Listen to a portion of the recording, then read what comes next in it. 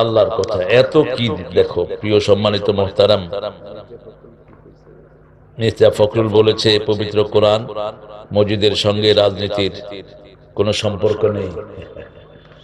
মির্জা ফখরুলের সাথে কোরআনের কোনো সম্পর্ক নেই।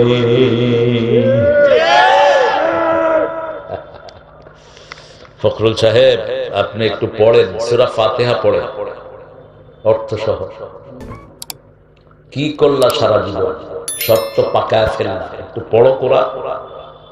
এর আগে বলেছো আমরা শরিয়া টরিয়া মানি না। শরিয়া না মানলে তো তুমি মুসলমান থাকতে পারবে না। কথাবার্তা বুঝঝুজ করে গেল। কোরআনের সাথে রাজনৈতিক সম্পর্ক নাই তো রাসূল সাল্লাল্লাহু আলাইহি ওয়াসাল্লাম মদিনার প্রেসিডেন্ট হলেন কেমনে? কেমনে হলো? মূর্খের মতো কথা বলো কেন? ঐক্য বজায় রাখবা, উল্টা পাল্টা কথা বলবা না। তোমার মতো লোককে বিএনপি থেকে বের করে দেওয়ার লোক বিএনপিতে আছে, উল্টা পাল্টা কথা বলবা না। তারেক ওখান থেকে মগজ ঠিক মতো ধোলাই করছে, প্রতি জুমায় মসজিদে গিয়ে বসে থাকে। আল্লাহ এই দলটাকে ইসলামের জন্য কবুল করেন। দলটার কপাল খারাপ আসলে। এর আগে মান্নান ভুইয়া একটা ছিল, এক নম্বর আওয়ামী লীগের দালাল ছিল। আল্লাহ একে বুঝ দেন। কোরআনে নাই এমন কোন বিষয় নাই। সব নবী রাজনীতি করেছেন, রাজনীতি করা নবীদের শান, মূর্খদের শান না। রাজনীতি মানে কার নীতি? রাজার নীতি। কার নীতি? রাজাকে। রাজাকে তো তোরা থেকে আসলি। বারাকাল্লাযী বিয়াদিহিল ওয়া আলা কুল্লি শাইইন। সর্বময় ক্ষমতার মালিক কে? আল্লাহ। সব বিষয়ে ক্ষমতা রাখেন কে? পৃথিবীর সবচেয়ে গুরুত্বপূর্ণ বিষয় হলো রাজনীতি। ঠিক না ঠিক? দেশ কন্ট্রোল করে কে? রাজনীতি কন্ট্রোল করে। কি কন্ট্রোল করে? আগে করতো আওয়ামী লীগ, এখন কন্ট্রোল করতে কারা? গত পরশুদিন বিএনপি আওয়ামী লীগ কারে অতিথি দিবে কিশোরগঞ্জে আমার এক মাহফিল, একটা সময় বন্ধ। আগের দিন রাতে হলো, পরের দিন বন্ধ। পরে বিএনপির সভাপতি, জামাতের সভাপতি ডিসি ধরলো, ধরে বললো যে যেগুলো আওয়ামী লীগ মাহফিল বন্ধ করছে এগুলো আমরা স্বীকার করি না। পুলিশ গেল, বিএনপির এগুলো দিল দৌড়ান, দিছে দৌড়। লগে কারা আছে? ওই হেতেনরা, বুঝছেন তো? ওই হেতেনরা। এরপরে এটা করবেন না। যদি এইবার ঐক্য ভঙ্গ হয়, এমন আস্থা করে নিক্ষিপ্ত হবা, নামও বলতে পারবে না দল। আমাদের ইসলাম আলাদের কিছু হবে না, আমাদের শক্তি আরো বাড়বে। লিখিত রাখো, আমাদেরকে যত মারবা আমরা তত বাড়বো। এই লক্ষ্মীপুরে এখন জামাত ইসলামী একটা ফ্যাক্টর। ঠিক না বাড়ি? শিবির সারা দেশে ফ্যাক্টর। মুছে ফেলা এত সহজ? বাঘ দেখেছ, থাবা দেখো নেই। আমরা যদি সিদ্ধান্ত নেই, থাকতে পারবে না কেউ। আমার আব্বাকে চিনেন তো আপনারা? সংগ্রামী সর্বদলীয় সংগ্রাম পরিষদ হয়েছিল একবার, 85, 86, 87। শুধু শিবিরে পোলাপানদের পিড়ে, সব দল একসাথে, আর শিবির আলাদা। আব্বা ডেকে বললেন, এই মারবি না। অনেকে আমার ছাত্র, তোরা আমার ছাত্র আসত, মারবি না আমার ছেলেদেরকে। কে শুনে কার কথা? শিবিরের কর্মী সম্মেলন, মাগরিবের নামাজ হচ্ছে, পোলাপানের নামাজের ভিতরে পিটানো শুরু। এইবার আব্বা বললেন যে নামো, বদরের রাজাকাররা নামো। 700 পিটেছে, 700। বাড়িতে গিয়ে গিয়ে ধরে না পিটেছে।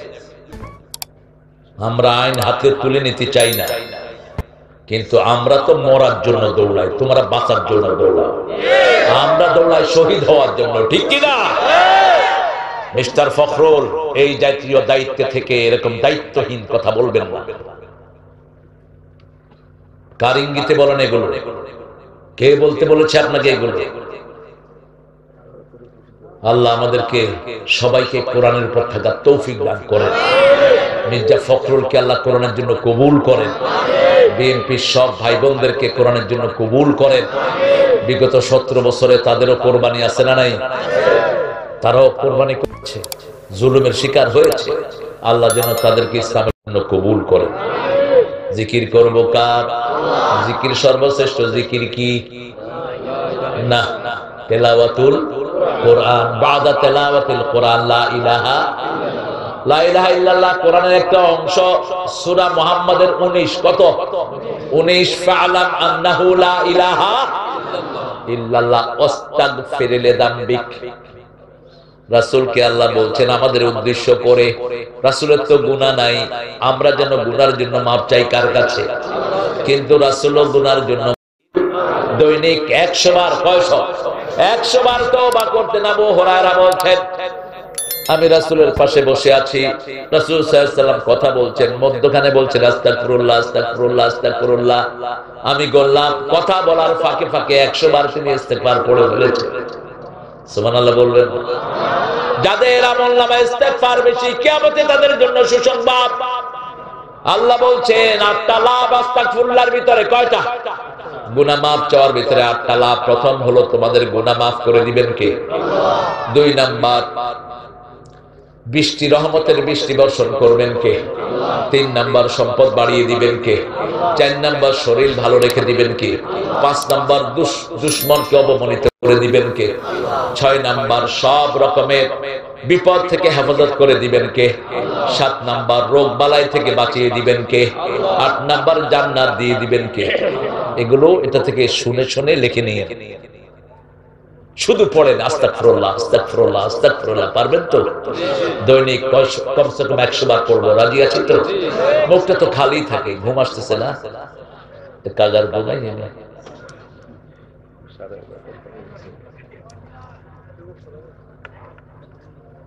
না, আপনাদের ঘুম আসতেছে। 11:30 তো হয়ে গেছে। ও এই জন্যই তো ঘুম আসছে। 2 ঘন্টা তো হয়ে গেছে প্রায় কাছাকাছি। আমরা এই প্রোগ্রামটাকে যেন আরো বড় হয়।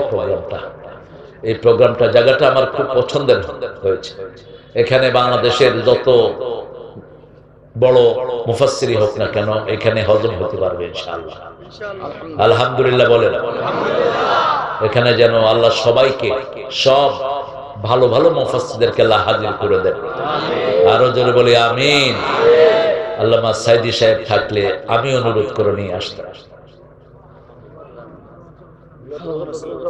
আর কাউকে অনুরোধ করার মানুষ আমি না, একজন করে না। আমার অনুরোধের একজন ছিলেন, যিনি অনুরোধ করলে আমার কপালে চুমু খেতেন। আল্লাহ তাকে জান্নাতুল ফেরদাউস দান করুন। আল্লাহ আমাদের যত মুফাসসির আছেন, জায়েদ ফারুকী ভাই দেখলাম একটু অসুস্থ, আল্লাহ তাকে শাফা নসিব করেন। অনেক বড় আলেম দ্বীন তিনি, অনেক বড় আহলুল ইলম। আহারে আমাদের আব্দুল মালিক হাফিজাহুল্লাহ, ইসলামের কত খেদমত এই মানুষটা। এই মানুষটার জন্যই রামগতিতে ইসলাম প্রতিষ্ঠিত হয়েছে, ইসলামের ভিত্তি হয়েছে এখানে, ঠিক কিনা? নইলে তোহার মতো ডাকাত কোথায় ছিল?